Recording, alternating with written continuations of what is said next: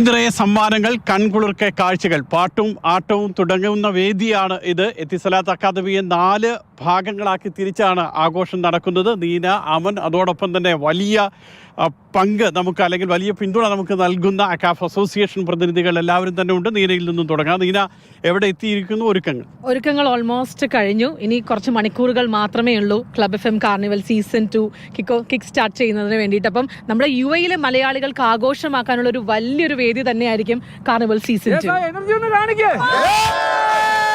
ഇത്തവണ നമ്മൾ 2 ദിവസത്തിൽ 3 ദിവസത്തെ അല്ല, ഒരു 4 ദിവസത്തെ എഫക്റ്റ് കൊണ്ടുവരുന്നുണ്ട്. കാരണം അത്രയധികം പരിപാടികൾ നമ്മൾ ചെയ്യുന്നുണ്ട്. നിങ്ങളെല്ലാവരും ഇവിടെ വന്നു കഴിഞ്ഞാൽ ഒരു സമയം പോലും നിങ്ങൾക്ക് എന്താ പറയുന്നത്, ഒരു എൻ്റർടൈൻമെൻറ്റ് ഇല്ല എന്ന് തോന്നുന്നില്ല. കാരണം ഇവിടെ മൊത്തത്തിൽ നമ്മൾ ഒരു കാർണിവൽ ഫീലാണ്. കാരണം ഇവിടെ തന്നെ ഇപ്പം നമ്മൾ നിൽക്കുന്ന സ്ഥലത്ത് തന്നെ 4 വേദിയുണ്ട് ഇവിടെ തന്നെ. അതായത് 4 ആക്ടിവിറ്റീസ് ഒരേ സമയത്ത് നടക്കുന്നുണ്ട്. അതുപോലെ തന്നെ ഒരുപാട് ഗെയിമുകളുണ്ട്. ഈ പറഞ്ഞ പോലെ ഉറിയടിയൊക്കെ കഴിഞ്ഞ വർഷത്തെ ഏറ്റവും ഹൈലൈറ്റഡ് സംഭവങ്ങളായിരുന്നു. ഇപ്പോൾ അതെല്ലാം കൂടെ നമ്മൾ ഒരിടത്തോട്ട് കൊണ്ടുവന്നിരിക്കുകയാണ്.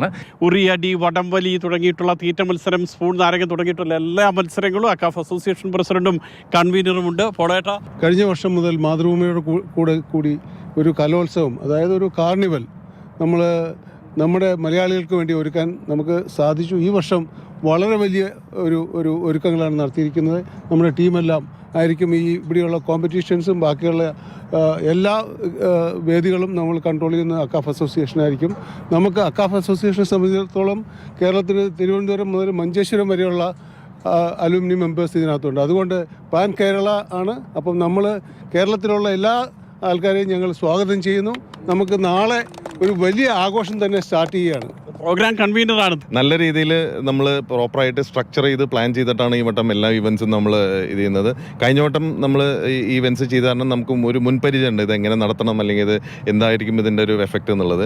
ഇനിയിപ്പോൾ ജസ്റ്റ് വി ആർ വെയിറ്റിംഗ്. നാളെ ആയി കഴിഞ്ഞ് കഴിഞ്ഞാൽ ഇവിടെ ആൾക്കാരുടെ ഒരു എന്താ പറയുക, ഒരു പുഴ തന്നെ അതാണ്, കാത്തിരിക്കുകയാണ്.